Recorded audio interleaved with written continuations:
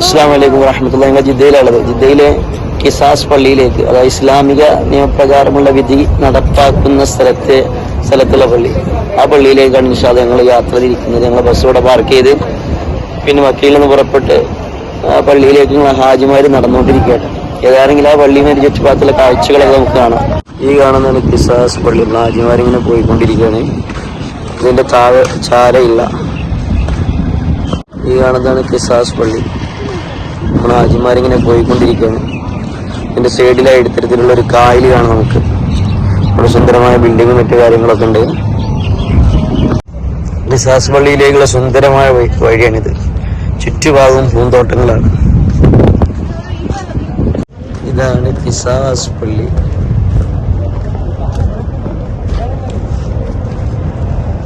ചുറ്റുഭാഗമാണ് ഈ കാണുന്നത്.